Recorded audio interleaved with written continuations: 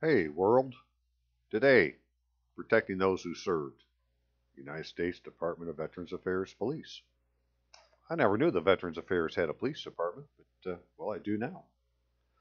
And so on Sunday, January 6, 2019, I'm going to spend a little bit of time talking about the VA police and the information that I sent to the VA police, hoping to get them to, well, arrest somebody for offending the laws of the United States. And here of late, I've been doing a lot of videos that have to do with the VA and veterans and the armed forces and so forth. And so that the rest of you understand I haven't forgot, I'm waiting to get some information on taking things to the chaplain, right? Which I've talked about in a couple other videos, right? That the chaplain has the cure of souls of the individuals that are attached to the secular institution that he's the chaplain of. And we had just recently found out that the jail chaplain in the county of Kalkaska County, he said he's also the chaplain for the court. And a lady in Illinois, she went down and asked the court if they have a chaplain, and while they were surprised for her to ask such a question, they said yes. In fact, the court has a chapel. And so, when you think about, well, what are these people doing when you go to court? They're bearing false witness, they're lying, they're cheating, they're stealing, they're breaking the commandments of God. But you could go and say, well, they're breaking all the precepts and the statutes and so forth that are written throughout the Bible. Just find the phrase that you say, well, this is what they're violating, and go tell the chaplain, right? This is the common law of the Bible. This is what it says, and they're violating it. And so because he has cure of their souls, well, he should go and counsel them to, get them to stop their sin. But if they continue to sin, well, then it becomes a crime, because all crimes are sins against God. And he should be able to have the authority to get an arrest warrant issued. So that would be using a chaplain, which, is another military officer. Well, instead, I'm going to try, well, until I hear more about that, and because I have the opportunity, and there are Veterans Affairs Police, well, I'm going to see what they can do. And so it could be a very interesting week as we move on down the road. But because I want to tie this other part in, that I've been also chasing my benefits, entitlements. Don't have any benefits, just have entitlements. And if I'm entitled, I don't have to ask. Well, I may have to ask for it, but it's mine. You have to give it to me. Right? Where a benefit, somebody's deciding if you're worthy. That's my interpretation of how things work. And so what I had done is I've got a work in progress here. This is on e-benefits for the va.gov. Right? I got an open case. And, well, now, it didn't say this last time I did a video, but now it says requested documents are past due. So I have to call and find out what that's about. But when I look at the claim details, I claimed all of these things: hearing loss, limited neck motion, eyesight, ringing in ears, chronic adjustment disorder, wrist and thumb weakness, limited motion, back and hip stiffness, arthritis, frequent lung infections, individual unemployability. Right? I put all those on my original claims. All I went down to have a test on is for hearing. And, so I got a call that said, you need to schedule an appointment. And so I did. And they said, yeah, you're going to have a hearing test. And I said, okay. And I had that on the 2nd. And when I came back, I had noticed, hey, this status had changed here, that this initial review had been completed. And so I called them on Friday again. And was told, yeah, that my it's now moved to what they call a secondary review, whatever that ends up being. But it didn't show that things were still missing at the time when I had called them, and now it does. So I got to find out what that's about on Monday. But because I had done all these things, I was down at this VA medical clinic in Wyoming, Michigan. It's a really nice, beautiful place, and it was very well, very efficient. Walked up, gave them my name and my social security number, and they said, "Yeah, you have an appointment at 9:30. Go down there to this waiting area and wait for your name to be called." And I was there maybe a quarter after 9, and by 9:30 I was having a hearing test, and bip, bip, bip, bip, bip, right along, you're all done. And as I was walking out, I noticed a guy in a blue police uniform. That was, to me, strikingly blue and strikingly a police uniform. It's like, wow, man, it's a policeman. What's he doing here? And I don't know if it was then that I noticed that he was a VA policeman, or when I came back and had researched a bit that they have their own police. And you can read the whole thing here on the United States Department of Veterans Affairs Police, and then to all the various links that they take you to. But because that's hard for me to read, I'm going to pick out the parts I want and I put it over here. So the VA police are an armed federal law enforcement and protective service entity that operates in and around the various Veterans Affairs medical centers, national cemeteries, and other VA facilities located throughout the whole United States, to include Puerto Rico and the United States Virgin Islands. Among others, the VA police are specialized law enforcement agencies whose officers have full police powers derived from statutory authority to enforce all, let me say it again, all federal laws, VA rules and regulations, and to make arrests on VA-controlled property, whether owned or leased. Well, that's pretty powerful. It's like, okay, these guys have power to issue arrests or make arrests and full police powers to enforce all federal laws. Well, that's what I'm trying to point out, that federal law is being violated, right? Laws or offenses against the United States are happening that I may be the victim of, but the law is an offense against the United States. Well, they would have a duty to do something about that. So can we just, broaden their interpretation of what they consider VA-controlled property? So the primary role of the VA police is to serve as a protective uniformed police force in order to deter and prevent crime, maintain order, investigate crimes ranging from summary to felony offenses, which may have occurred within the jurisdiction of the department or its federal assets. Oh, okay, that's broadened it quite a bit. Some cases are investigated in conjunction with agents of the Office of Inspector General, the VA OIG. Okay, well, those are internal, right? Inspector General's there looking at the internal stuff, and I'm more interested about external.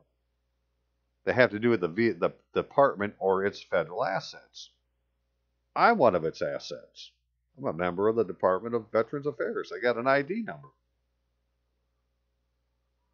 Right? And so if people are persecuting or going or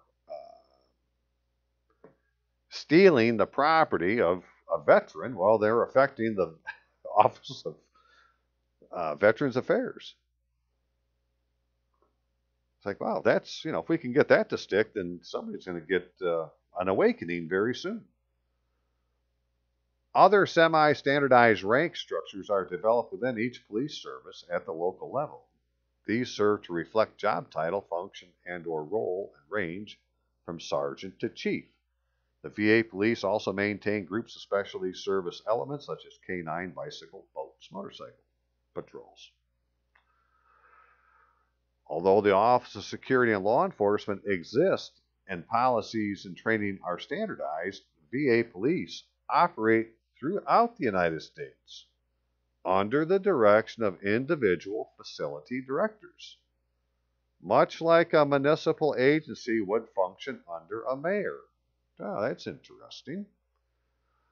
Causing an extensive amount of difference in operational format. The VA police personnel serving in the Executive Protection Division provide protective services for the United States Secretary of Veterans Affairs and the Deputy Secretary of Veterans Affairs. The Veterans Affairs Police Service is made up of over 2,800 appointed officers and administrative personnel. The agency's motto is protecting those who served.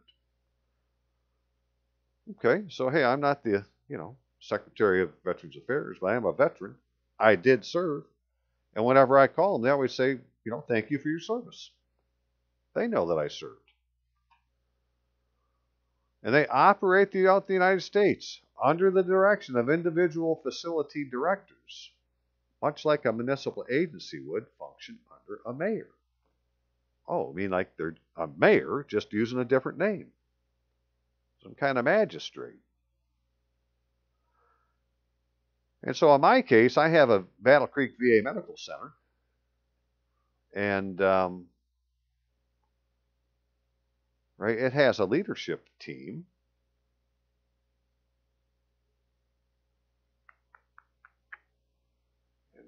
Which has a director and an associate director and a chief of staff and an associate director of patient care. So it's like, hey, this guy is the mayor that they were just talking about. I'm going to write to the mayor. And if you've not done much with the federal agencies' email addresses, right, it's always the name, so far that I've seen, the name dot, first name dot last name at, in this case, va.gov. Right, is the email address for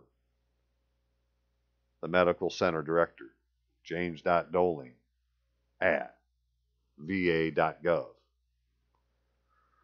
So I wrote up a complaint, sent it to the mayor, asking him to have the police force give me a call and take my report. So when we get to it, that's what I'll be reading. I'll be reading the report I made to him because I like to make as much of a public record about the truth as I can. So the roots of today's VA police force began at the National Home for Disabled Volunteer Soldiers, which was authorized as a National Soldiers and Sailors Asylum by President Lincoln on March 3rd, 1865. So this is the VHA. And as you find out in the VA, there's like 4 different entities, the VHA being one, and then compensation being another, and cemeteries being another. So maybe there's 3 that make up the VA.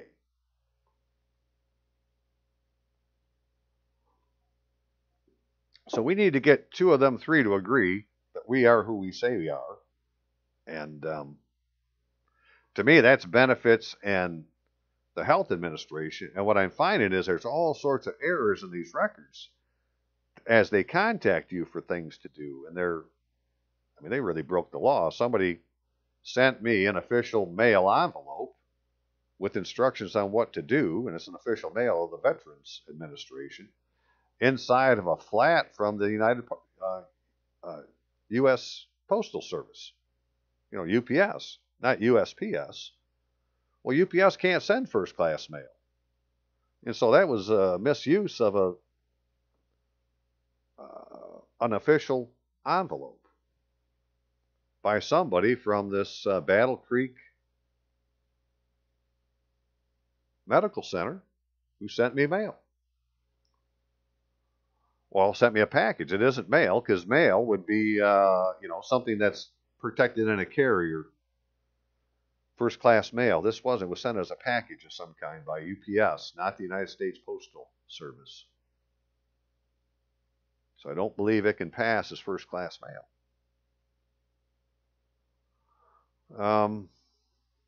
We'll get to that again in a minute. So, a court-martial system was established at the National Homes in September 1867 to consider all cases of offenses made by residents of the home. So this home they're talking about is really what these medical centers have become, or the veterans' homes that they have, or all sorts of entities now. I mean, they got started when there was just the one, and now under the Lincoln, but now there's all sorts of them. Judgment and sentencing were determined by the governor of each national home, and a sergeant of police who was a member of the home was appointed and paid $15 per month. Okay, so somebody who's a member of the home is also a sergeant of police. So,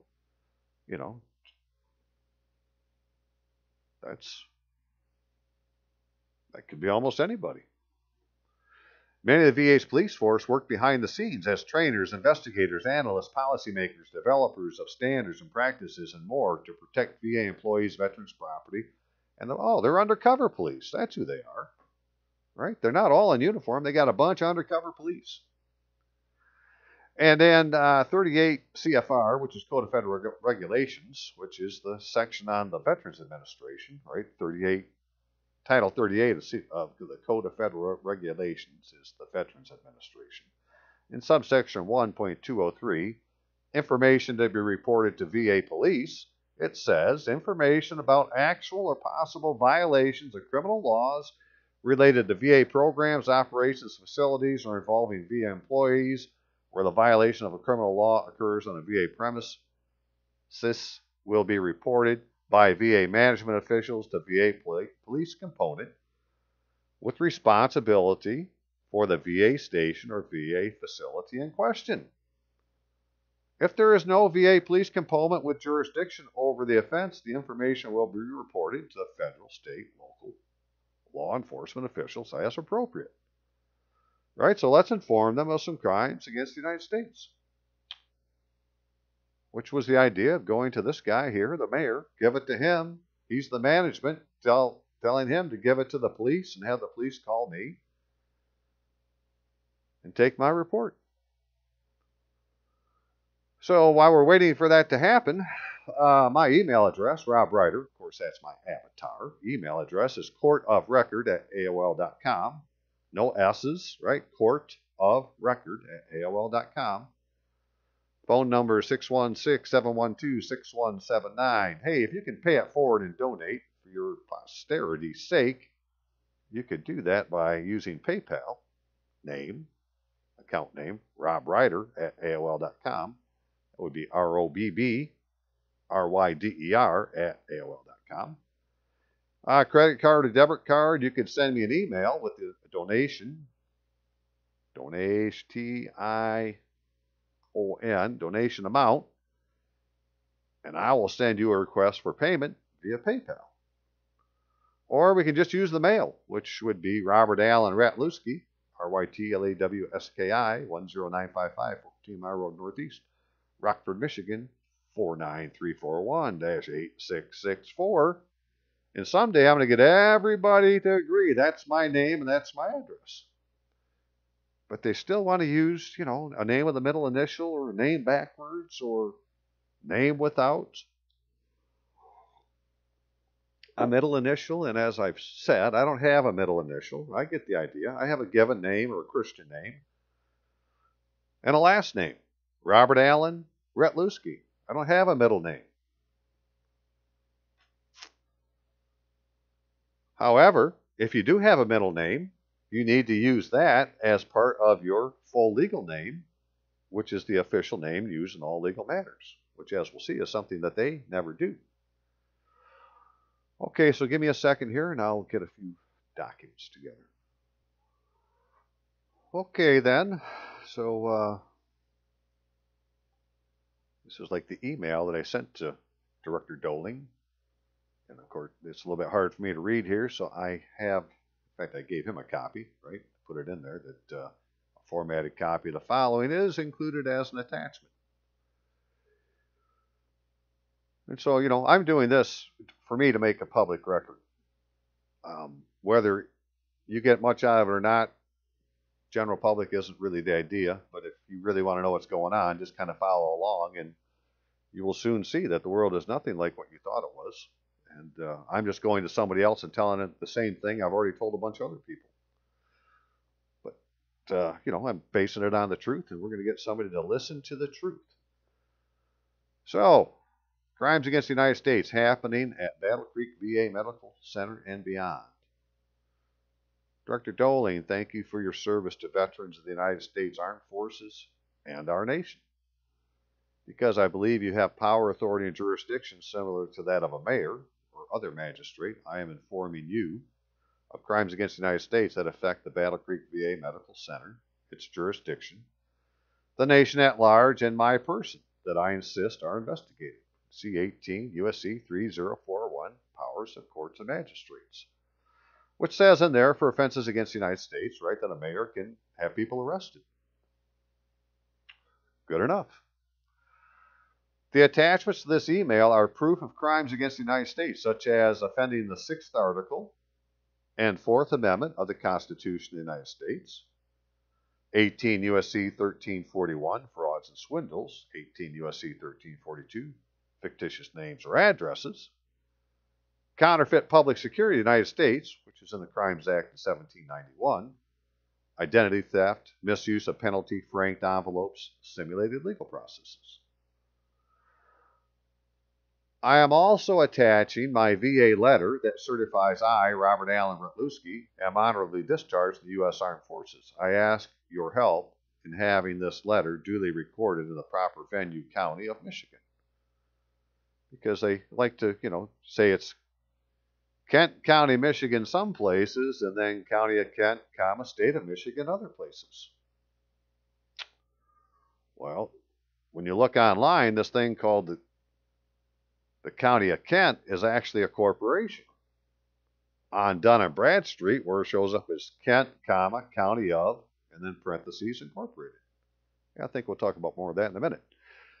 Please take notice that the County of Kent, State of Michigan, is not the proper venue. It is a criminal organization listed as a corporation on Dun & Bradstreet, usurping authority of the United States.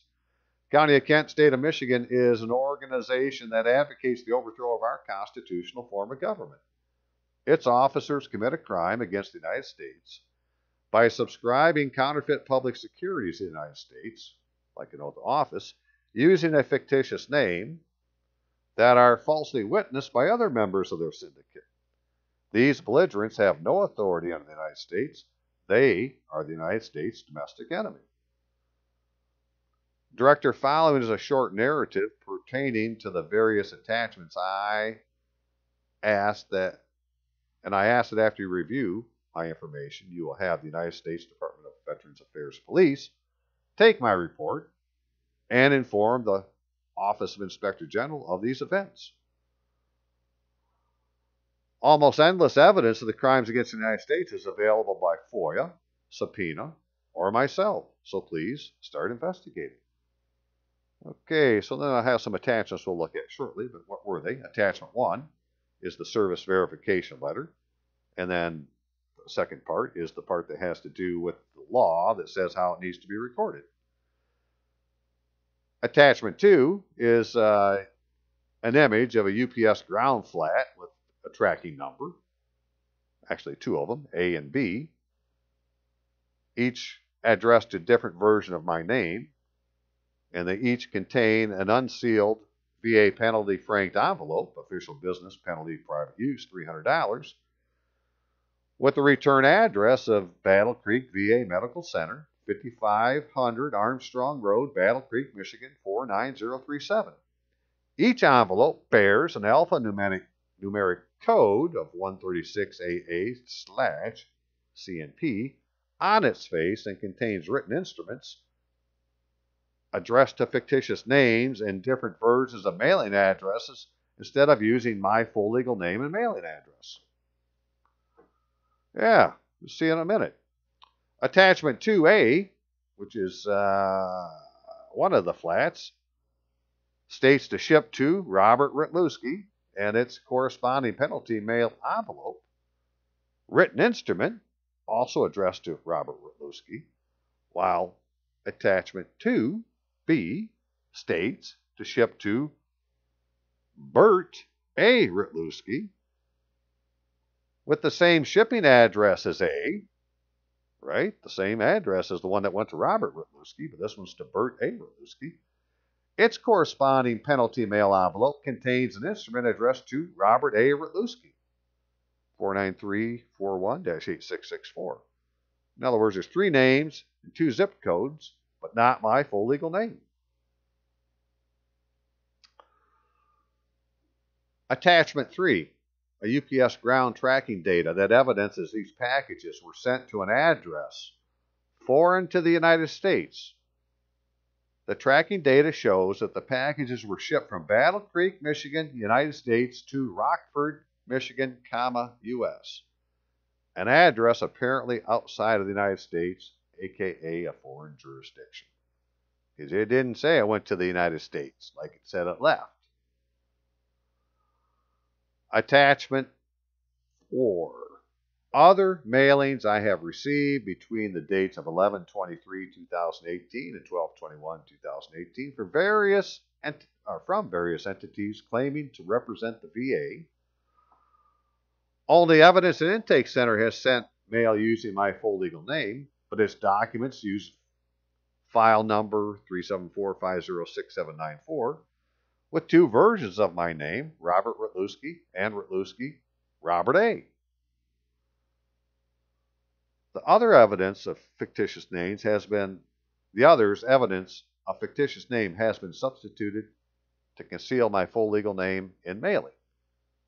Some use a trademark in place of the official seal of the Department of Veterans Affairs. All sorts of crazy stuff in the paper when you really look at it. Just, what's different? Start pointing it out. And then attachment 5, various oaths of office that use improper phrasing and style, certificates of election, and other public securities in the United States, upon which individuals have been identified under a fictitious name and witnessed by another individual using a fictitious name. In other words, somebody who doesn't exist swore an oath of office and now has authority under the United States. I think that's a crime against the United States. I'd like to take it to the police. So notice, Director Doling. My person's full legal name is Robert Allen Rytlewski. I do not have a middle name or a middle initial. I have a Christian name, Robert Allen, and a last name as my full legal name. And it is the only name that identifies my person for official identification purposes, as mandated in federal law 6 CFR Part 37, Real ID, driver's license, and identification cards. Use of a derivative of my full legal name to identify my person in an official matter violates the Fourth Amendment right to the people to be secure in their persons, houses, papers, and effects against unreasonable searches and seizures. As does the claim I reside in a venue foreign to the United States. The records that produce these errors must be corrected immediately. Using a package service, UPS, to send penalty-franked envelope instead of using the VA's USPS first-class mail permit number and domestic mail service simulates a legal process in commerce and is a crime against the United States. You cannot send official business of the United States except as first-class mail, and a package carrier like UPS does not have the authority under the laws of the United States to take responsibility for first-class mail. This is a felony against the United States. They are busted.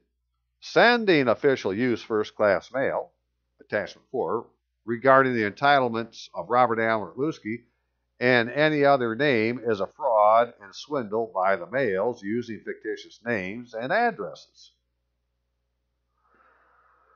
Because they used the envelope, but they didn't send it official mail. That's a fraud and swindle.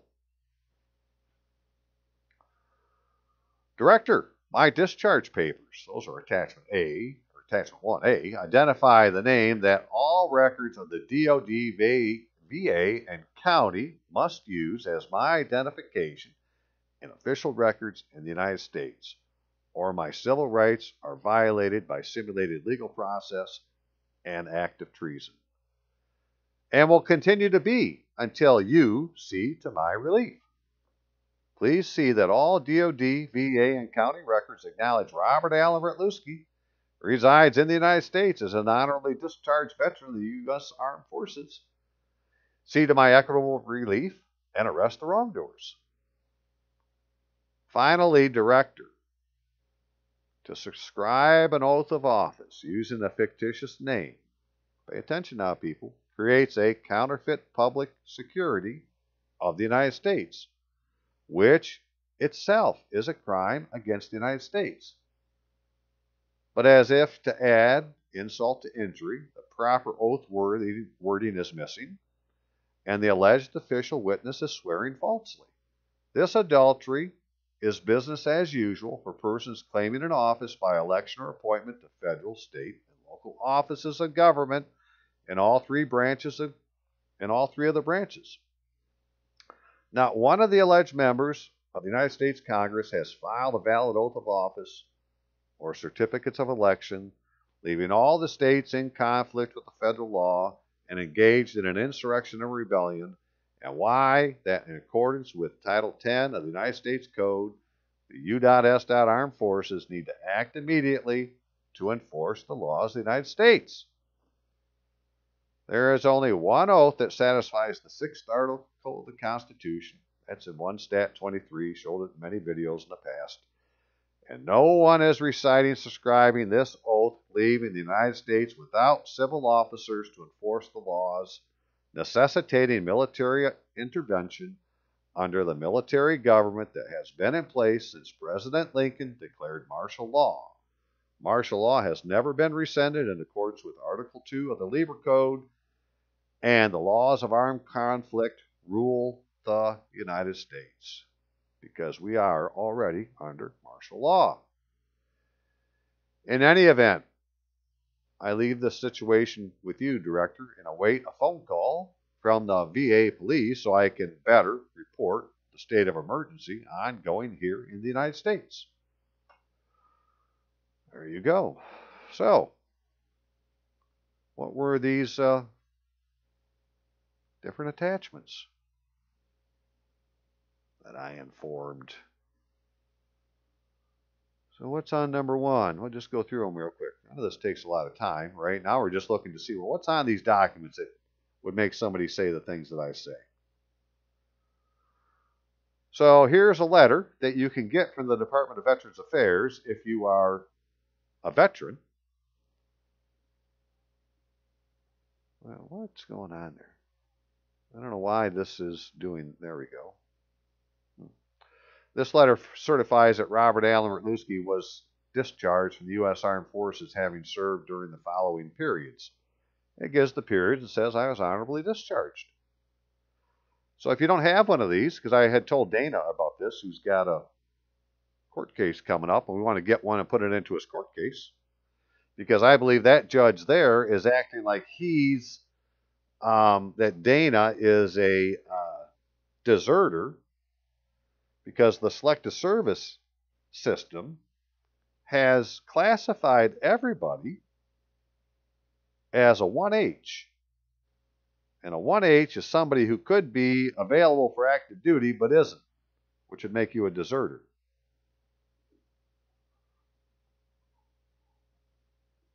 And I had shown where they had said they had done this in a letter written to somebody who had requested Obama's information from the Selective Service. And they said they do it to everybody. They classify everybody a 1H. Well, the Selective Service system has not a thing to do with the DOD and the VA. So if you volunteer to serve in the military, it doesn't change the record over in the Selective Service system. It has everybody down as a 1H. So if you ever get pulled over for any reason, until this letter here, which says you were discharged from the United States Armed Forces, is filed with the proper offices, then the evidence as it stands says that you are a deserter. So anyways, we're going to put this into his court case. And so he found out, well, you can get a copy by calling this number. Call us at 1-800-827-1000 and tell them you need one. And give them, just start answering questions. Have your Social Security number, maybe have your DD-214 available, but they're going to be able to tell really quick who you are. And get a copy of your own, and then what we need to do is figure out, well, where in the county does this get filed? Because in Michigan, there is a law under the Record of Veterans Discharges.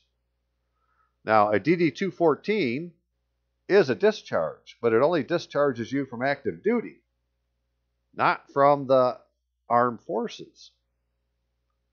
But this letter here certifies that you've been discharged from the armed forces. which is the requirement, right? Discharge from armed forces, not from active duty, from the armed forces. So, a county clerk shall enter upon a record book all discharges of soldiers, sailors, marines, nurses, members of women's auxiliaries that may be presented to the clerk for recording. The county clerk shall fully index the recorded information and arrange the names of soldiers, sailors, marines, nurses, so forth and so on, and da da da da da. So, who is this county clerk? Is it this person that's the county administrator? Right, who is appointed by the Board of Commissioners to implement board policies, oversee the daily activities of the county, serve as county administrative, chief administrative and financial officer, supervise the functions that report to the Board of Commissioners. Well, that would be the VA office that's part of the county. They report to him, so he's got something to do with the VA. Oh, the VA's got something to do with you. Hey, they have jurisdiction in this man's backyard. The 12-member staff of the office provides professional support, project management, and policy recommendations to the administrator, for the administrator, controller, and the board. This office includes the county's corporate council. Now, if we look at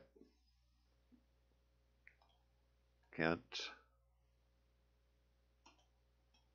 County Clerk Office, what comes up, they would like you to believe, is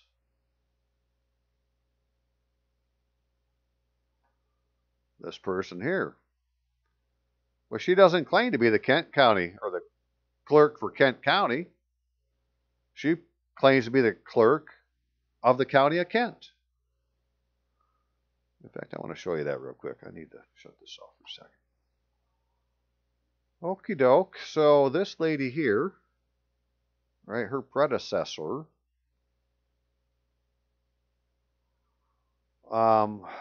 this would be her certificate, right, her certifying something. So Mary Hollenrag was the clerk of the county of Kent, not of Kent County, Michigan, the county of Kent. Doesn't even say what state it is. Just the county of Kent, and also the clerk of the circuit court of the said county. The same being a court of record, do hereby certify that, da da da da da. Right? She's certifying as the clerk of the county of Kent, not of Kent County, Michigan. So I'm not in her frickin' jurisdiction, right? So going to her doesn't do me any damn good. I don't believe that's who they're talking about in this law.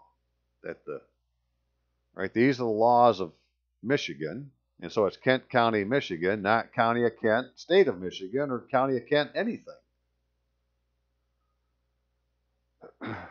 So, I said, well, it ain't her. I'm going to talk bad about her, but I'm going to say it's this guy. So let's continue on. Da da da da da. So that was that one. And then that was attachment 1. And then attachment 2. Okay, now these are interesting. So these are the United Postal Service flats I got, really flimsy, flats. They're not hard cardboard at all. So this first one is to, from Battle Creek VAMC, Robert Rutluski, 10955 14 Mile Road Northeast, Rockford, Michigan, 49341-8664. Right, they had an envelope in it that has this number on it. Right, and it's a official business penalty for private use, $300 envelope that was used for private use, because it doesn't have over here, it doesn't have any permit number, right? It need to be first class. For it to be an official mail, it needs to be sent first class. And so it'd have to have a permit sticker over here, and it doesn't. Right? So that's misuse of an official business envelope. And then it's this letter that's, not in my full legal name, but saying that I'm supposed to call this phone number and make an appointment, which I had done and was doing even though I hadn't gotten this letter. I'd actually got this letter after I had made the appointment because it's supposed to be done within like 10 days, and I got it like on the 9th day of this 10 calendar days they're talking about. Right? Department of Veterans Affairs Medical Center. Well, there you go. It's saying where it came from.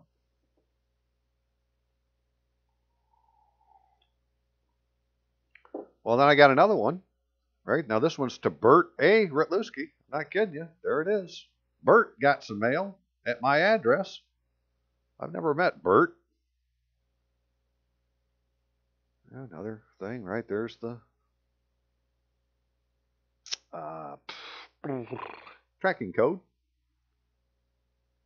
Right, and it's on the front also, right there, tracking code. Because, hey, we're going to track him and see what happened here in a minute. What did this one have in it? Well, by God, it had the same thing. It's got the same envelope. It's right, got the same felony against the United States in it, right? And here's the evidence. An official envelope that was used for private purposes because it wasn't sent by the U.S. mail. United States Postal Service. And this one has a different name, right? This one is using a middle initial, where the other one just had Robert Ritlewski. Now this one's got a middle initial. And they wanted me to fill out this thing and show up at a June 2nd or January 2nd. And I did all that. Hey. Right? So I did all these things that it's saying. It's just, wasn't really by this paper I did it. Now, this has got 8664. Did this other one have 8664? Yeah, they both had 8664. Well, this one doesn't, right? This one, the letter doesn't have 8664 on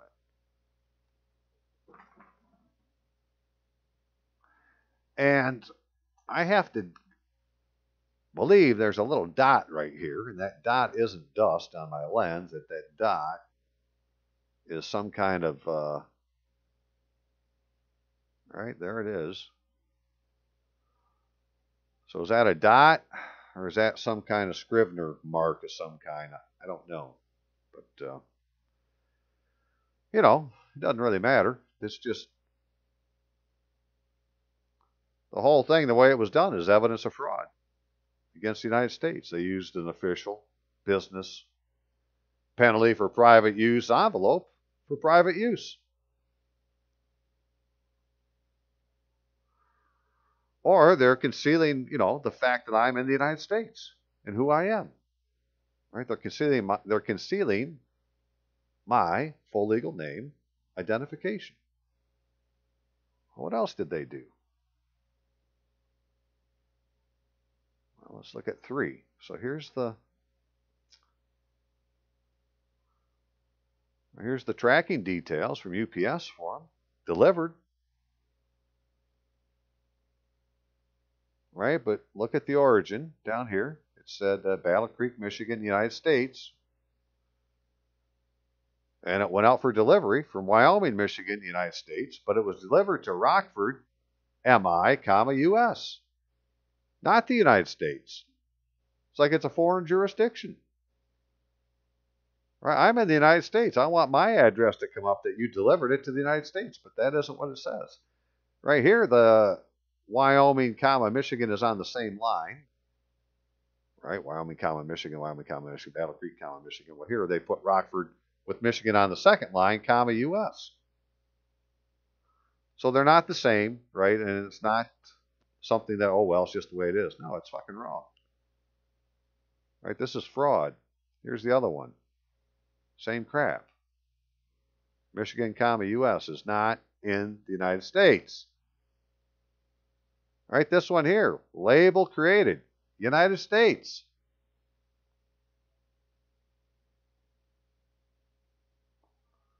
I guess I didn't catch the bottom of this one, but I'm sure it says the same thing, label created, United States, but it got delivered in MI, US, which I have no idea where that is, but it's foreign to the United States, according to them, and I rebut that presumption.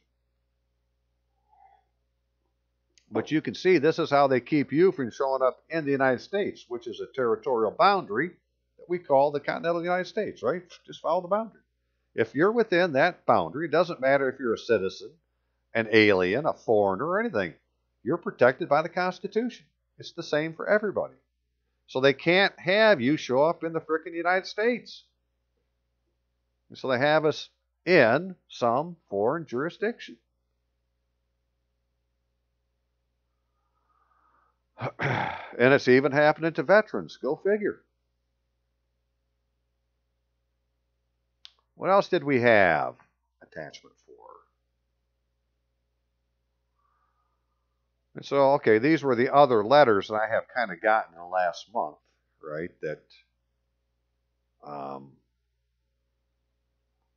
right, this is pre-sorted first-class mail, U.S. postage paid, Department of Veteran Affairs. They should have had something like that. But I think it should have had a permit number. Right? But, you know, it's not sent to me in my full legal name.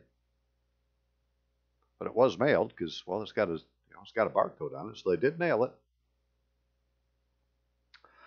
And it's got a letter in it that's using a trademark, right? It's not using the seal. This is the seal over here. But that isn't what it's using. It's using a trademark. Well, who the hell is this? Now, which Veterans Affairs am I talking to? That on one side uses Robert A. Rutluski, and it says if I'm going to reply, I need to reply to R.A. Riddle. Now, what kind of bullshit's this? File number is in this case, it's my Social Security number with that or with the spaces, but in other times it'll be my Social Security number without spaces. This one doesn't have a +4, but as we'll see, other ones will. And, you know, this one was mailed from a +4, but they did mail it to my +4. Just endless, you know, things that are wrong. Now, here's a first-class mail, postage and fees paid, Veterans Affairs, and it looks like 30304. Okay, well, if they say so, I'm not going to argue with them. So this one was from the Department of Veterans Affairs Evidence Intake Center. Well, hey, they use my full legal name. Robert Allen Rutluski. Thank you very much. 10955 14 Mile Road Northeast, Rockford, Michigan, 49341. Right? They didn't use the +4. They used their +4. Didn't use my +4. But they did use my full legal name. They were getting closer. Right? And here's the seal. So they're not using the trademark we saw earlier. No, we're using the seal. But when we get inside, right, it says Robert Allen Rutluski on one side, but if I'm going to reply, then it's Robert Rutluski. Unless I'm replying to the back side, because there it's Rutluski, Robert A. Right? How many different records are there? Because all this information is coming off of a record someplace, and, you know, joining together on a document. These are all compartmentalized, you know, places where this information comes from. That at some point, when somebody pushes a button, it takes all these compartmental pieces and throws them onto a form and spits you out this piece of paper.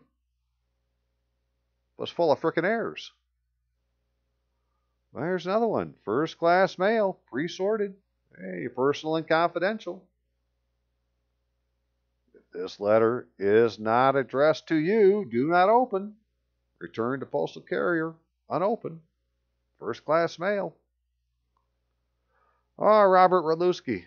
Oh, okay. I say it was mailed to me. Right? It's got my mailing address. 10955 14 Mile Road Northeast, Rockford, Michigan. Unit 55. I mean, that's my mailing address. I put that on the record. Right? Robert Allen Rutluski. It's in there. That's the name of my business. Right? Yeah, it was addressed to me. Yeah. There it is. You bet. But then they're not using my full legal name. Here's another one addressed to Robert A. Rutluski. Not using my full legal name. I've gotten all sorts of mail in this, you know, ever since I started this little thing. It's like they keep sending this stuff. That's got the seal. Where'd this come from? This came from Pennsylvania. Yes, that's one of the others we should look at. Where are these things coming from? This one's from St. Louis. Right, so you got Pennsylvania involved, St. Louis involved.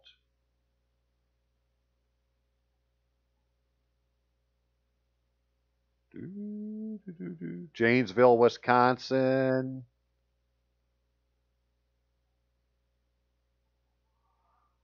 In Janesville, Wisconsin, using a different, this one's not using the seal with Janesville, Wisconsin, which, P.O. Box 4444 and a plus 4444. Is that what the other one had?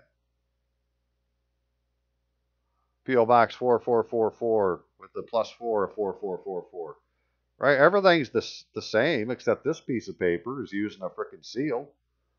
And the other one isn't. It's like two offices using the same address. Two venues. Jurisdictions. Whatever the proper term is. These things put in place to cause confusion.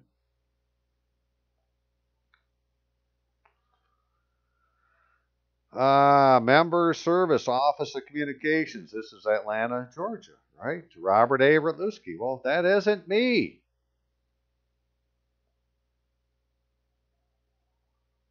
Right, but I'm getting, they were sending me a VA health book. So there's a health book in here. Shows what your benefits are or could be.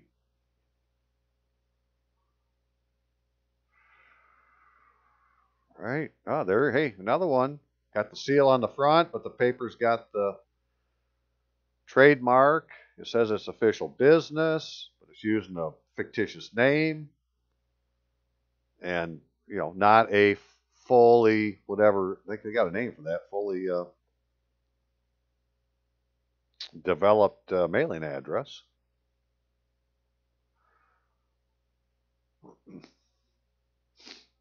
Right, but they're using theirs with the plus 4, but they're not using mine. And again, it's, Robert, now this one's Robert A. Rutluski. Robert A. Rutluski.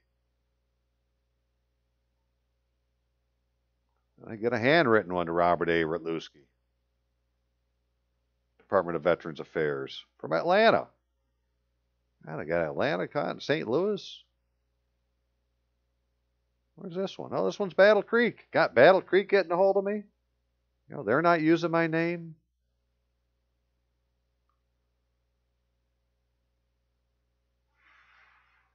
Most of this is, they're sending me forms to fill out that, I've already filled out. It's like, well, wait, send me the damn forms. They're already filled out.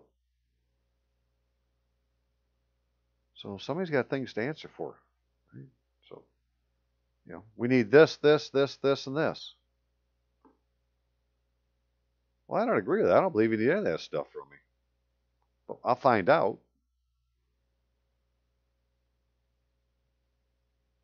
All right. WGAGO 53-55. I don't know what that is.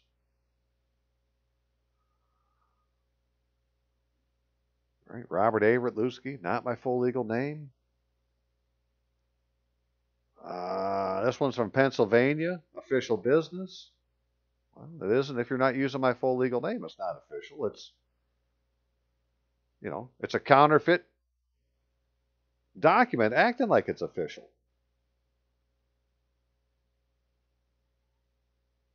So they even sent me paperwork because one of the things is when you sign up for the VA,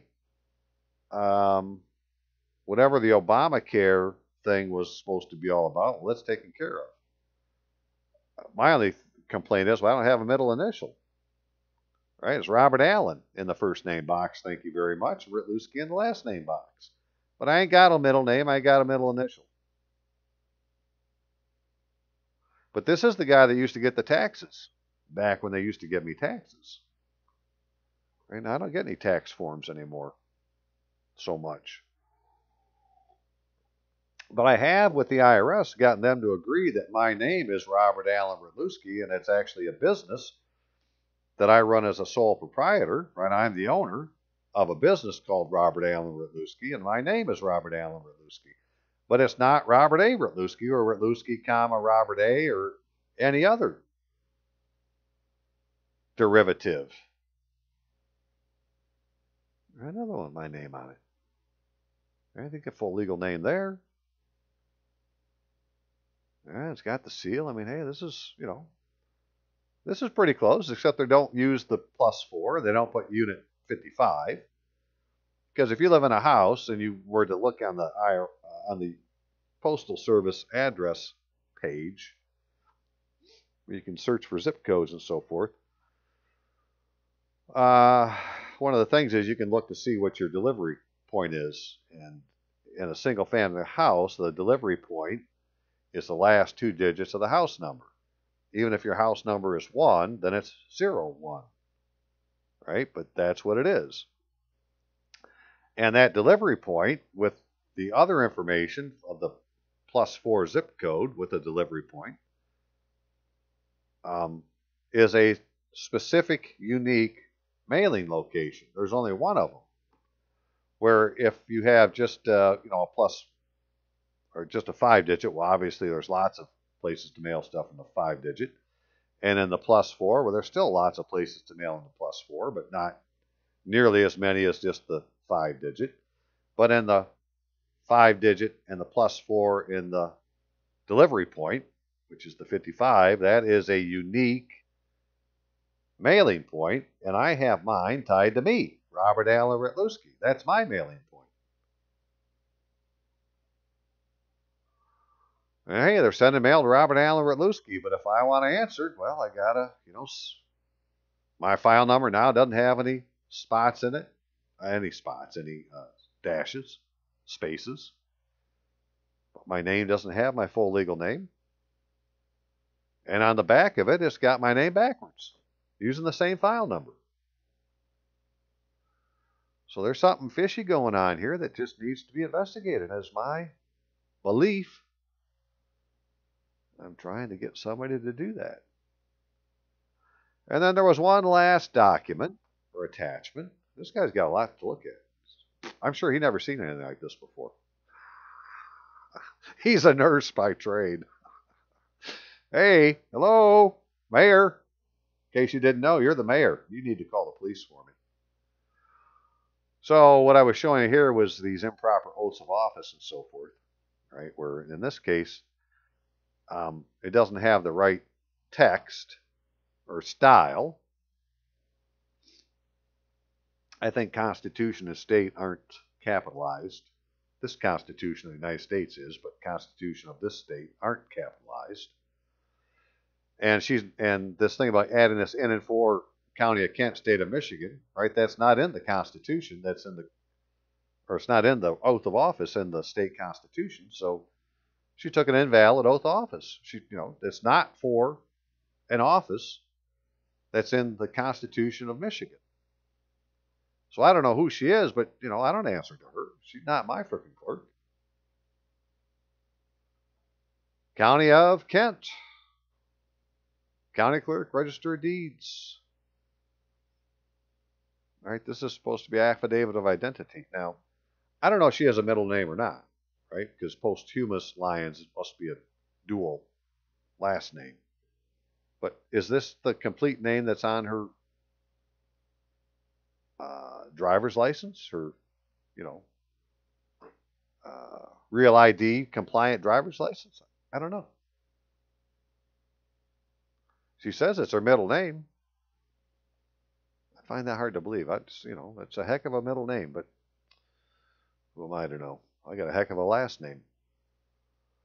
Okay, and then there was an oath of office that it's got the improper venue. And it's got people signing in not their full legal name, subscribing in not their full legal name, and witnessed by somebody not in their full legal name. So it's completely not legal.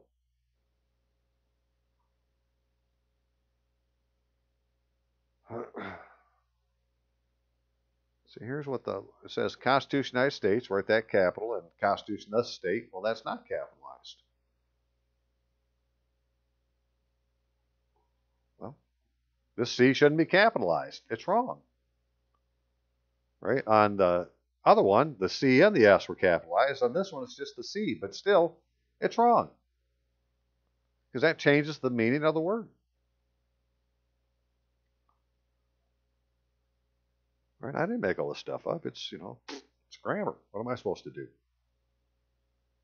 Right? Constitution of the state. Wrong. Supposed to be lowercase. Circuit Court, Third Circuit Court, Third Circuit. Well, that's different than on the oath.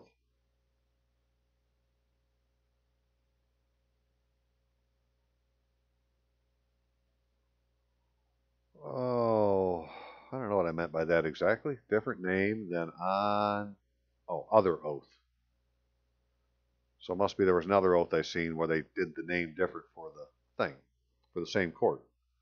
Right? This guy is using his full legal name. Don't know what any of this crap is down here. Right? Not full legal name. Constitution of this state, that's incorrect. Third Circuit Court, that must be the other name. That's Third Circuit Court. And this one says Circuit Court, Third Circuit. It's not the same frickin' court. But it's the same person, Kathleen M. McCarthy.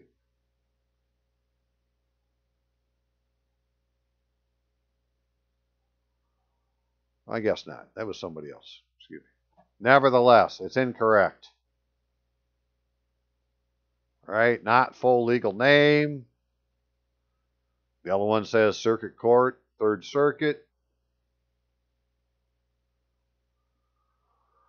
Oh, and then some stuff that I sent to the Senate chaplain, my third witness to him, about the things that were going on, where I pointed out that now this is all new now, right? Because as of the 3rd of January, 2019, all of these things were done again at your local level and at the federal level.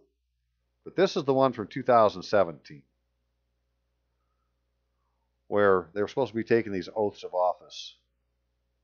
And in the congressional record on the 27th of January, now this should have been done on the 3rd of January, but on the 27th of January, after they adjourn for the day, they act like they're putting into the congressional record these oaths of offices for members, resident commissioners, and delegates, where they're going to take this oath of office that's in 5 U.S.C. 3331, but this oath doesn't satisfy the 6th article of the Constitution because it says, "So help me God," which is a religious test. Right? They made it part of the oath. Well, then it doesn't satisfy the Constitution. It should have been done in accordance with 1 Stat 23, STAT 23, which gives the oath of office that says in the act that this is the oath of office that satisfies the 6th article of the Constitution. But that isn't the one they're using. Well, then they go on to show all the people whose names they put in, and none of these people are using a full legal name, right? They're using either they have a middle name and they're not using it, or they're using a nickname instead of their full legal name, or they have a middle initial in their name instead of their full legal name, or some other defect, such as this guy who's put his nickname in his name, Buddy. Earl L. Buddy Card.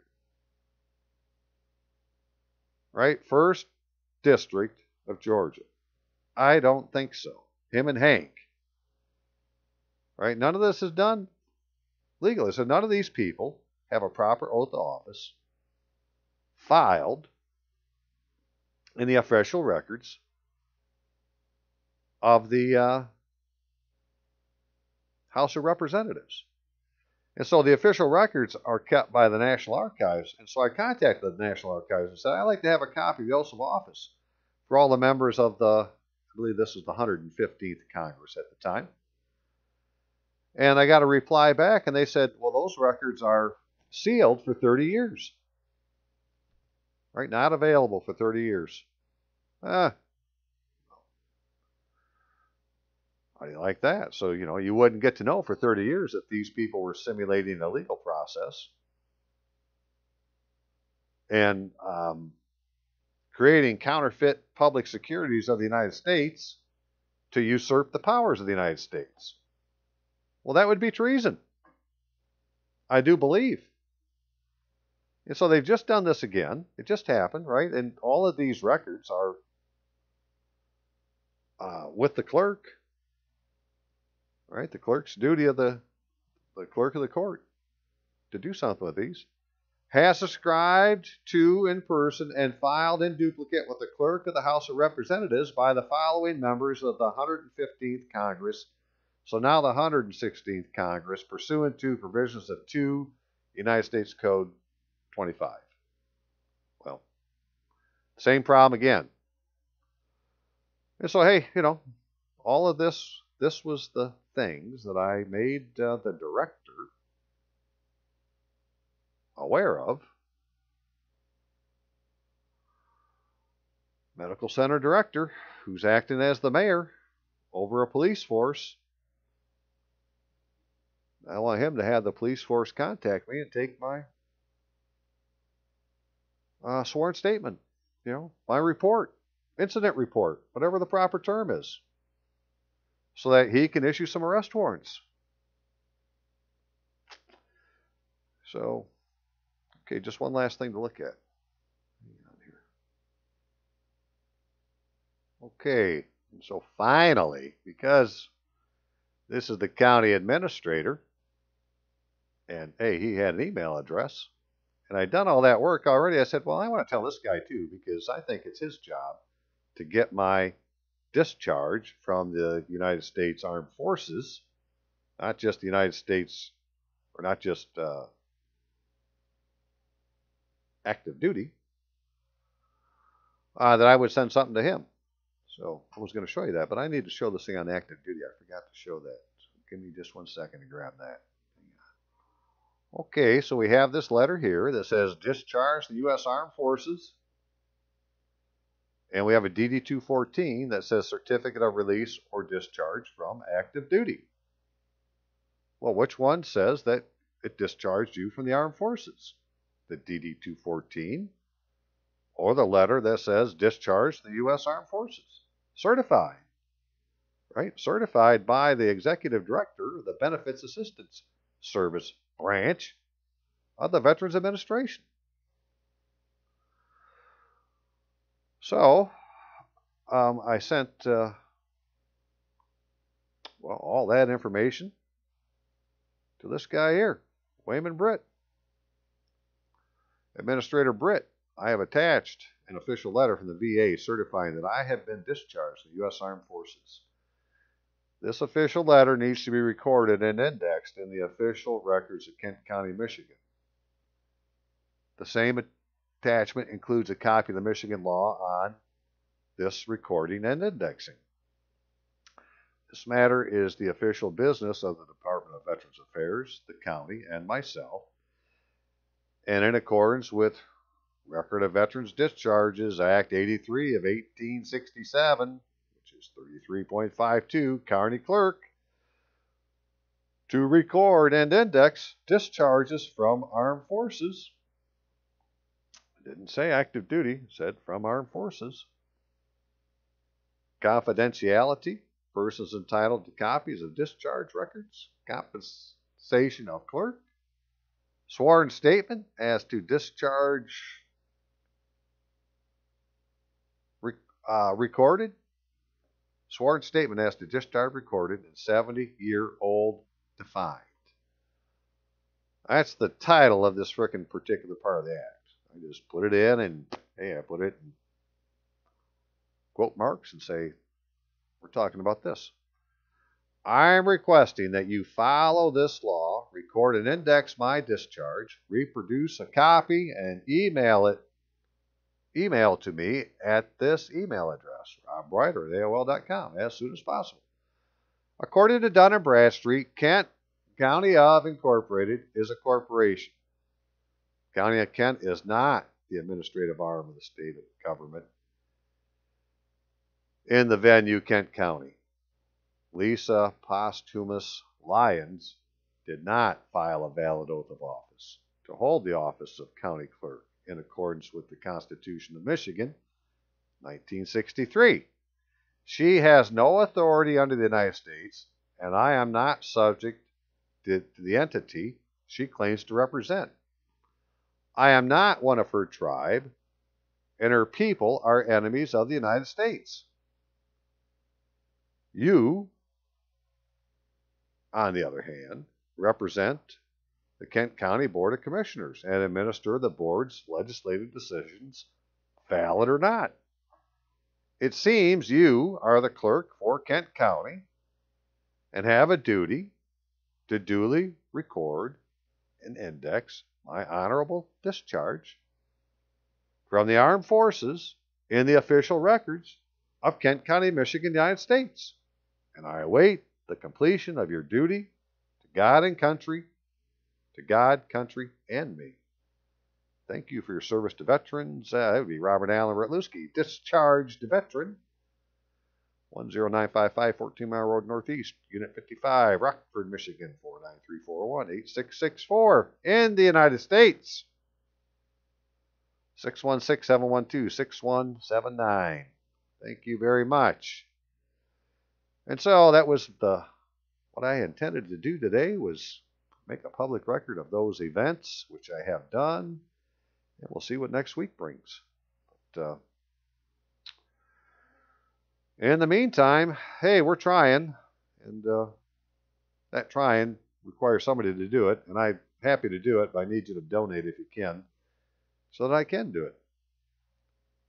Right? PayPal. Rob Ryder at AOL.com. You can do it by credit debit card. Just send me an email with the donation amount, and I'll send you a request for payment via PayPal. They'll let you use your debit card. Or the mail to Robert Allen Retluski, 10955 14 Mile Road Northeast, Rockford, Michigan, 493-401-8664. And we'll see what happens if we can get the United States Department of Veterans Affairs Police to protect those who served. That would be me. That would be a lot of people. And then, other than that, up next will be something hopefully to do with either an answer to this, which would be wonderful, a good answer, or moving on to chaplains and see what they have to say. So y'all have a good day, good night, and I'll let you know what happens next. We'll see ya.